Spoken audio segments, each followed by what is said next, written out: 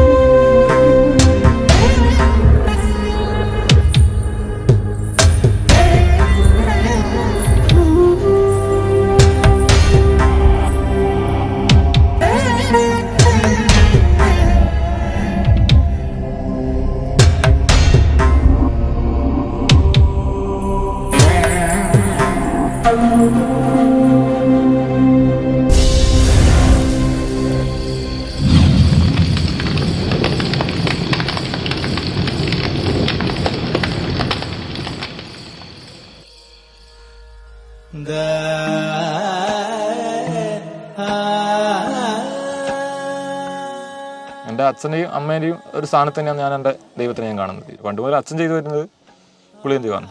അപ്പോൾ അതുകൊണ്ട് ആ ദേവനോടൊരു ആത്മബന്ധം കൂടുതലായിട്ട് തോന്നി. അതുകൊണ്ട് ഇതിലേക്ക് ഇറങ്ങി തിരിച്ച് ഞാൻ 9 വയസ്സിൽ തുടങ്ങിയതാണ് തെയ്യം കെട്ടാൻ വേണ്ടി. നമ്മുടെ മലയന്മാർക്ക് ആരുടെ ദേവനാണ് പുളിയൻ ദൈവം. നമ്മളൊരു പാരമ്പര്യ ദേവനാണ് പുളിയൻ ദൈവം. ഈ തെയ്യം കെട്ടിയത് കൊണ്ട് മാത്രം ഒരു വർഷം മുഴുവനായിട്ട് അങ്ങനെ ജീവിക്കാനോ അല്ലെങ്കിൽ പിന്നീട് ജീവിതം മുമ്പോട്ട് കൊണ്ടുപോകാനോ ഒരിക്കലും പറ്റില്ല. സൈഡിലായിട്ട് നമുക്ക് എന്തെങ്കിലും വേറെ എന്തെങ്കിലും ഒരു തൊഴിൽ നമ്മൾ ചെയ്യണം.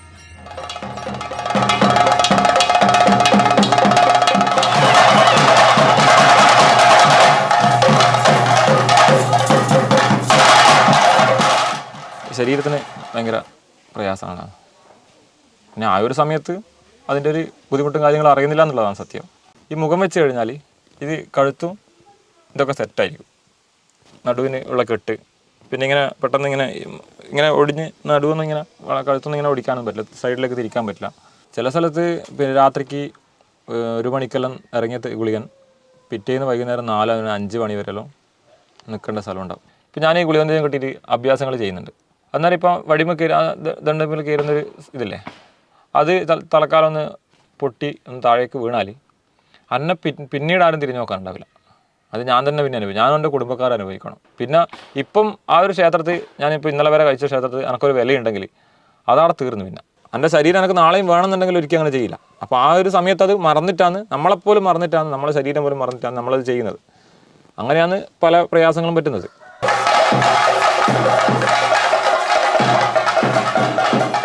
ട്യൂബ് ലൈറ്റ് ഓഫ് ചെയ്തിട്ട് ഇരുട്ടത്താന്ന് ഇറങ്ങും. അപ്പോൾ ആ സമയത്ത് ചൂട്ട് കത്തിപ്പോയി. ആ ചൂട്ടിൻ്റെ വെളിച്ചത്തിനാണ് ഗുളികൻ കീ. അപ്പോൾ അങ്ങനെ ആ ഒരു സമയത്ത് അതിൻ്റെ കനൽ പിന്നെ തീക്കനൽ പാറിയിട്ട് അത്യാവശ്യം പൊള്ളലും കാര്യങ്ങളൊക്കെ ഉണ്ടാവും. അതുകൊണ്ട് തന്നെ ഇങ്ങനെ അത്യാവശ്യം ഇവിടെ ഇങ്ങനെ പൊള്ളലും കാര്യങ്ങളൊക്കെ ഇങ്ങനെയൊക്കെ ആയിട്ട് അത്യാവശ്യം പൊള്ളും. രാത്രിക്ക് ഗുളികൻ കഴിഞ്ഞാൽ രാവിലെ ചായയും അങ്ങനത്തെ ഭക്ഷണമൊന്നുമില്ല. ഉച്ചക്ക് കഴിയുന്നില്ലെങ്കിൽ ഉച്ചക്കുള്ള ഫുഡില്ല. പിന്നെ ഇത് കഴിഞ്ഞാലാണ്. പിന്നെ ഞാനിപ്പം 9 വയസ്സ് മുതൽ തുടങ്ങിയിട്ടുണ്ട് തെയ്യം കെട്ടാൻ. അന്നേരം മുതൽ ഇടുന്നതാണ് ചിലമുഖ. ഇത് ഇപ്പം ഈ മുകളിലുള്ളത് ഇത് അതിൻ്റെ തഴമ്പാണ്. ഇത് സ്ഥിരം ഇട്ടിട്ട് അതിൻ്റെ തഴമ്പാണ്. പക്ഷേ ഇതിങ്ങനെ പൊട്ടുന്നതല്ല. പക്ഷേങ്കിൽ ഇത് പൂഴിയൊക്കെ കുടുങ്ങിയിട്ട് ഇതിനകത്ത് പൂഴിയും മണ്ണും കാര്യങ്ങളൊക്കെ കുടുങ്ങുമ്പോൾ ഇങ്ങനെ ഉരഞ്ഞുരഞ്ഞിട്ട് ചിലങ്കിയായിട്ട് ഉരഞ്ഞിട്ട് ഇത് പൊട്ടുന്നത്.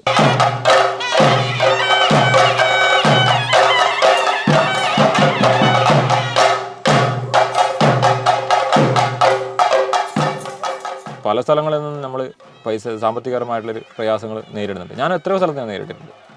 പക്ഷെ അതങ്ങനെ ഇത് കണക്കാക്കിയിട്ട് ഞാൻ എടുക്കലില്ല. അത് വേറൊരു കാര്യം. അത് കാരണം വെച്ചാൽ ഈ ദൈവത്തിനോട് അത്രയൊരു ആത്മാർത്ഥത ഞാൻ കാണിക്കുന്നത് കൊണ്ട് സാമ്പത്തികപരമായിട്ട് ഞാൻ അങ്ങനെ ഒരു ഇത് കാണിക്കലില്ല.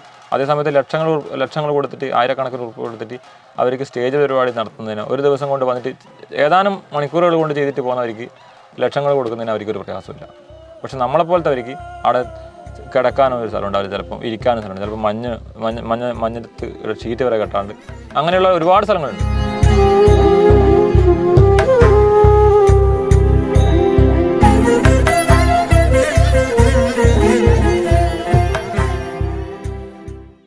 ദേവന് നേർച്ച കൊടുക്കുന്ന പണമില്ലേ, അതിപ്പോൾ എല്ലാവരും വിചാരിച്ചിട്ട് ലക്ഷങ്ങളുണ്ട് ഒരു ക്ഷേത്രത്തിന്. പക്ഷെ അത് ഒരു തുച്ഛമായ പൈസയേ ഉള്ളൂ. കാരണം വെച്ചാൽ ഒരാൾ വന്നാൽ ഒരു 10 രൂപ തരുന്നുണ്ടാവും. ഈ ഒരു 1000 രൂപ ആണെങ്കിൽ എത്ര ആൾ വരണം അവിടെ? പ്രയാസങ്ങൾ പറയിക്കാതൊക്കെ വേണം. രക്ഷകനായിട്ട് ഞാനൊന്നും കൂടെ ഉണ്ടാവട്ടെ കേട്ടാ, സംരക്ഷിക്കാൻ പറ്റണം. കുറേ ടീം ചോദിച്ചിട്ട് മദ്യപിച്ചിട്ടല്ലേ നിങ്ങളിത് ചെയ്യുന്നുള്ളത്. പക്ഷേ അതൊക്കെ തെറ്റായ ഒരു ധാരണയാണ്. കാരണം എന്ന് വെച്ചാൽ കൈതച്ചാൽ വേണ്ടി അത് പച്ച കോഴിനെ തിന്നുന്നതാണ്. പച്ച കോഴീനെ അങ്ങനെ തന്നെ ജീവനോടെ കോഴിനെ കൊടുത്തിട്ട് അപ്പാട് പൊളന്നിട്ട് അങ്ങനെ തന്നെ തിന്നു, അതിൻ്റെ എല്ലാ ഭാഗങ്ങളും തിന്നു. അപ്പോൾ അതൊന്നും ഒരു കാരണവശാലും മദ്യപിച്ചാലൊന്നും അത് ചെയ്യാനൊന്നും ആവില്ല, ഒരു കാരണവശാലും ആവില്ല.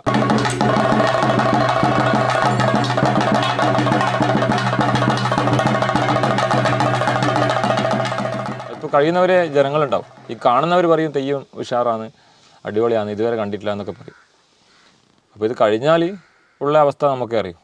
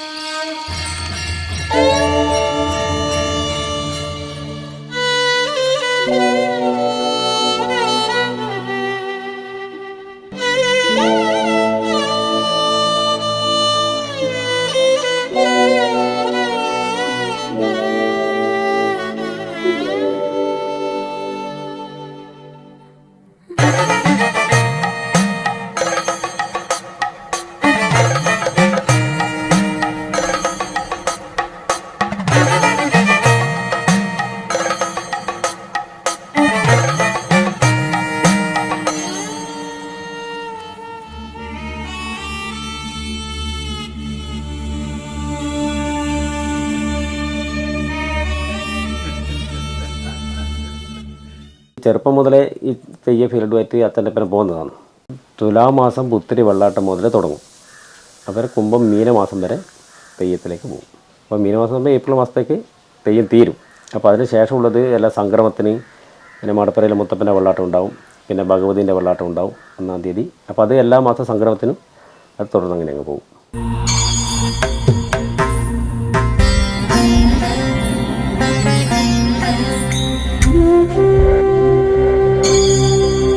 തൊണ്ണൂറ്റഞ്ച് മുതലാണ് ഞാൻ ഇപ്പോൾ തെയ്യത്തിലേക്ക് കെട്ടാൻ തുടങ്ങിയത്. അതിലിടയ്ക്ക് തെയ്യത്തിന് പോകും, അതിൻ്റെ കാര്യങ്ങളും സഹായങ്ങളും ചെയ്തു കൊടുക്കും. ഇപ്പോൾ ഒരു 10-27 വർഷമായിട്ടുണ്ടാവും. ഇപ്പോൾ നമ്മളിപ്പോൾ ഒരു 2 ആഴ്ചയായിട്ട് വൈക്കൽ പോകുന്നതാണ്. അപ്പം അങ്ങനെ പോകുമ്പോൾ നമുക്ക് മുഖത്തെഴുതാൻ കിട്ടുന്ന ഒരു സമയമുണ്ട്, മാക്സിമം 1 മണിക്കൂർ. ആ സമയത്ത് മാത്രമേ നമുക്ക് ഉറങ്ങേണ്ട സാഹചര്യം കിട്ടൂ. ദൈവത്തിലേക്ക് നമ്മൾ മനസ്സ് മാറി അങ്ങനെ വരുമ്പം ഭക്ഷണത്തെപ്പറ്റി നമ്മളങ്ങനെ ചിന്തിക്കൽ കുറവാണ്. അപ്പോൾ ഇത് ശരീരത്തിനെ ബാധിക്കും. കാരണം കുറച്ച് കഴിയുമ്പോൾ പിന്നെ ഇല്ലാത്ത രോഗങ്ങളെല്ലാം വരികയും ചെയ്യും. ഈ രാവിലെ മുതൽ ഇപ്പോൾ ഒരു തെയ്യം കിട്ടിക്കഴിഞ്ഞാൽ വൈകുന്നേരം 6, 7, 8 മണി അല്ലെങ്കിൽ 12, 1 മണി ഇതുവരെ നമ്മൾ ഈ കെട്ടി മുറുക്കിയിട്ടാണ് നിൽക്കുക. അപ്പോൾ അന്നേരം നമുക്ക് വേറെ ഈ ക്ഷേത്രം വിട്ടിട്ട് വേറെ ഒരു സ്ഥലത്ത് പോകാനോ അല്ലെങ്കിൽ കൂടുതലായിട്ട് ദാഹിക്കുന്നുണ്ടെങ്കിൽ കുടിവെള്ളം കുടിക്കാനോ അല്ലെങ്കിൽ ഭക്ഷണം കഴിക്കാനോ ഇതൊന്നും സാധിക്കില്ല. പിന്നെ ദൈവത്തിൻ്റെ അടുത്ത് ആ ക്ഷേത്രത്തിൽ നിന്ന് കൊടുക്കുന്ന എന്തെങ്കിലും കുടിക്കാനോ അല്ലെങ്കിൽ തിന്നാനോ അതുപോലും ചിലവർ അന്വേഷിക്കില്ല, നിങ്ങൾ കുടിച്ചിട്ടൊന്നുമില്ല. അതുകൊണ്ട് ചെറിയൊരു മാനസിക പ്രയാസം അതും വരും.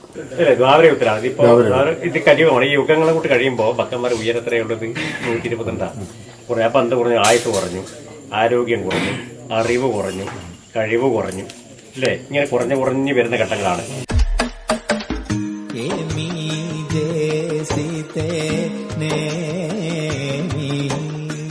ഇപ്പോൾ വളകെട്ടിക്കാതിരിക്കൽ ഇങ്ങനെ എല്ലാം വെച്ചാൽ ഒരു ടൈം അങ്ങോട്ട് കഴിയുമ്പോൾ ഇതിങ്ങനെ മുറുകി വരും. തിരികൂടി ആ തലയിൽ വെച്ചിട്ടുണ്ടെങ്കിൽ അത് അങ്ങനെ കുഴിഞ്ഞിട്ടുണ്ടാവും. അങ്ങനെ ഓരോ സംഭവമെല്ലാം വിഷയം തന്നെയാണ് നമ്മൾ പുറമേ അന്വേഷിക്കുന്നതാണെങ്കിലേ.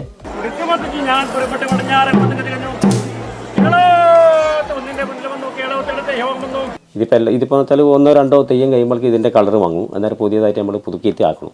അപ്പോൾ അങ്ങനെയെല്ലാം വരുമ്പോൾ പറയുമ്പോൾ നമ്മൾ ഒറ്റയടിക്ക് ആൾക്കാരെന്ന് വിചാരിക്കുക 5000 രൂപ ഒരു തെയ്യത്തിന് എന്നാ പണി ഇങ്ങനെ വിചാരിക്കുക. പക്ഷേങ്കിൽ ഈ എല്ലാവർക്കും കൊടുത്ത് ആ ചിലവ് ഈ അണിയലത്തിൻ്റെ സാധനത്തിൻ്റെ ഇതെല്ലാം കഴിച്ചാൽ ഒരു കൂലിയേ നമുക്കുണ്ടാവും. എൻ്റെ ജന്മാവകാശം എന്ന് പറഞ്ഞ സംഭവം ഉണ്ടല്ലോ, അപ്പോൾ അതാത് പ്രദേശത്ത് നമ്മൾ ശരിയായിട്ട് കഴിക്കുമ്പോൾ നമ്മൾ തന്നെ കഴിക്കണം.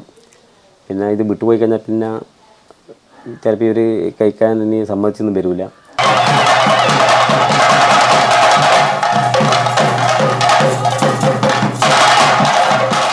2005-2010 ഭരണസമിതിയിലെ 7ാം വാർഡിലെ മെമ്പറായിട്ടാണ് തിരഞ്ഞെടുത്തത്.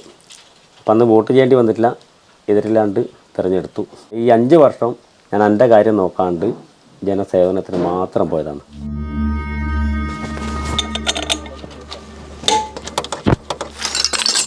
ബാക്കി ഞാൻ മെക്കാനിക്കിലേക്ക് പോകുന്നതായിരുന്നു ആദ്യം, പിന്നെ അതിനുശേഷം വണ്ടിയിൽ, അങ്ങനെ എല്ലാ പണിയും. കാരണം വെച്ചാൽ എനിക്കിപ്പോൾ ഈ തെയ്യ ഫീൽഡിലേക്ക് വരുമ്പോൾ തെയ്യത്തിൻ്റെ ആ ഭാഗം മാത്രം ചെയ്യും. അതൊക്കെ അങ്ങോട്ട് കഴിഞ്ഞാൽ ബാക്കി എന്ത് പണിയാണ് ചെയ്യാൻ പറ്റുന്നത് അതൊക്കെ ചെയ്യാം.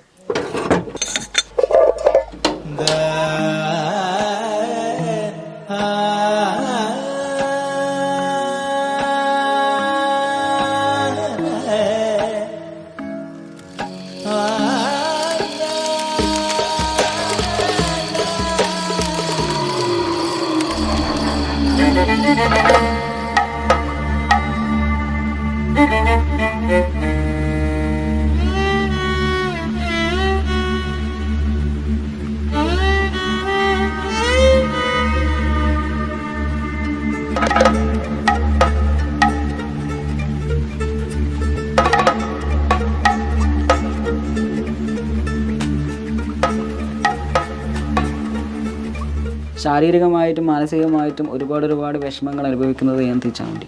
പക്ഷെ തീച്ചാവണ്ടി കിട്ടിക്കഴിഞ്ഞാൽ നമ്മളെ നേരാവണ്ണം കഴുത്തനക്കാനാവില്ല. കഴുത്തനക്കാന്ന് വെച്ചാൽ പിന്നെ ഭയങ്കര വേദനയായിരിക്കും. ഭയങ്കര വേദന വെച്ചാൽ അങ്ങോട്ടും ഇങ്ങോട്ടും ശരിക്കും തിരിയാനാവില്ല, പിന്നെ ബാത്റൂം പോകാനാവില്ല, നേരാവണ്ണം മണങ്ങാനാവില്ല, ഇരിക്കാനാവില്ല. അങ്ങനെ ഒരുപാട് ബുദ്ധിമുട്ടാണ്. 2 ദിവസം 3 ദിവസം ഉണ്ടാവും. പിന്നെ നമ്മൾ തുപ്പുന്നതും പിന്നെ ബാത്റൂം പോകുന്നതെല്ലാം വെണ്ണീരായിരിക്കും. 2-3 ദിവസം മൂക്കൊന്നും വായുന്നില്ല. നമ്മൾ തുപ്പുന്നുണ്ടെങ്കിൽ തന്നെ, മൂക്ക് ചീറ്റുന്നുണ്ടെങ്കിൽ തന്നെ ഇവിടുന്ന് വെണ്ണീരാണ് ഉണ്ടാവുക, വെണ്ണീര്. അപ്പം അത്രയും പിന്നെ റിസ്ക്കിൽ തെയ്യാൻ തീച്ചാൻ വേണ്ടി.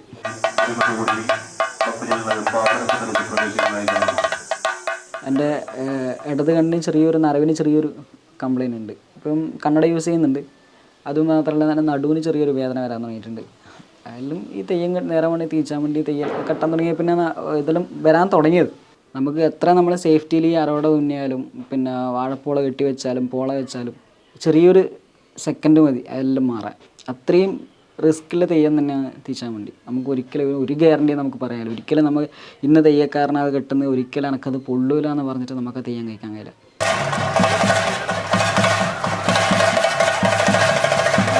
നമുക്ക് നേരെ ശ്വാസം വരിക ഇങ്ങനെ ഉണ്ടാവുക. ഇങ്ങനെ കുടുക്കി കഴിഞ്ഞാൽ നമുക്ക് ഇങ്ങനെ ശ്വാസം കഴിക്കാൻ കഴിയില്ല. അതിനിടയ്ക്ക് വെണ്ണീര് കയറും, പൊടി കയറും, പിന്നെ കനൽ വീണിട്ടുണ്ടെങ്കിൽ ഒന്നും ചെയ്യാൻ കഴിയില്ല. കയറിയെന്ന് പറയാന്നല്ലാണ്ട് വേറെ ഒന്നും ചെയ്യാൻ കഴിയില്ല. ആ സമയത്ത് അന്നേരം ഒന്നും തോന്നൂല. കനൽ കയറിയാൽ തന്നെ നമുക്ക് ഒരുപാട് ആ സമയം വേദനയും നമുക്കൊന്നും എന്നാൽ നമ്മളെ ശരീരം മൊത്തം പൊതിർന്നു, വേർത്തിട്ട് മൊത്തം പൊതിർന്നിട്ടുണ്ടാവുക. ഇത് കനൽ വീഴുമ്പോൾ അതങ്ങനെ അമർന്നങ്ങ് പോകും. ഉദരരോഗി നാരായണ ചൂർണത്തെയും വാതരോഗി നാരായണ തൈലത്തെയും ഭവരോഗപീതിരം നാരായണ നാമത്തെയും ജപിക്കണം, മോക്ഷം സാധ്യമാണ്. ഒരിക്കലും നമുക്ക് തെയ്യം കൊണ്ട് മാത്രം നമുക്ക് ജീവിക്കാനും കഴിയില്ല. ഒരുപാട് ബുദ്ധിമുട്ടാണ്. വേറൊന്നുമില്ല. അങ്ങോട്ടേക്ക് നീക്കി വെക്കാനോ അല്ലെങ്കിൽ ആൾക്കൊരു മോളാണ് ആ മൂക്ക് വേണ്ടി എന്തെങ്കിലും ചെയ്യാനോ ഒന്നും നമുക്ക് നടക്കില്ല. എല്ലാവരും വിചാരിക്കും തെയ്യം കെട്ടുന്ന സമയത്ത് അവന് തെയ്യം കെട്ടി ഇത്ര പൈസ കിട്ടിയില്ലേ, പിന്നെ ഇത്ര പൈസേൻ്റെ വരുമാനം അവനില്ലേ, കുറിതൊട്ട പൈസയില്ലേ, പുറത്തുനിന്നുള്ള വരുമാനമില്ലേ, ഒന്നുമല്ല.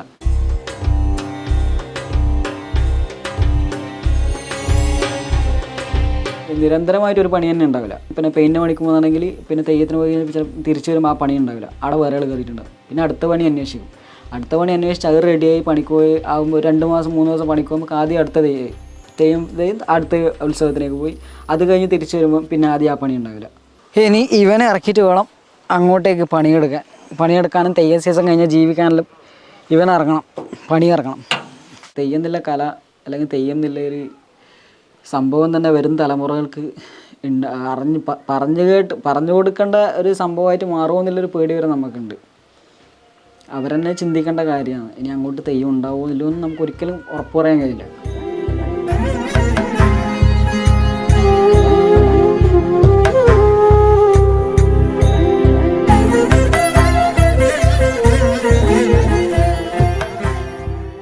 കെട്ടിയാടുന്ന ദൈവങ്ങൾക്ക് മുന്നിൽ സങ്കടങ്ങളും പ്രതീക്ഷകളും സമർപ്പിക്കുന്ന സാധാരണക്കാരുടെ കാത്തിരിപ്പാണ് ഓരോ തെയ്യക്കാലവും. വേഷം അഴിച്ചു മാറ്റിയാൽ പിന്നെ തെയ്യത്തിന്റെ ജീവിതത്തിൽ ദൈവത്വമില്ല, പ്രതിസന്ധികൾ മാത്രം. തലമുറകളായി കെട്ടിയാടി വരുന്ന അനുഷ്ഠാന കലയിൽ നിന്ന് പുതിയ തലമുറ പാലിക്കുന്ന അകലത്തിന് പ്രാരാബ്ധങ്ങളുടെയും ശ്വാസം മുട്ടലുണ്ട്. കൈത്താങ്ങില്ലാതെ തെയ്യം കലാകാരന്മാർ ഒറ്റപ്പെടുമ്പോൾ ദൈവത്തിൻ്റെ ആട്ടം നാളെ വെറും കഥയായി മാറിയേക്കാം.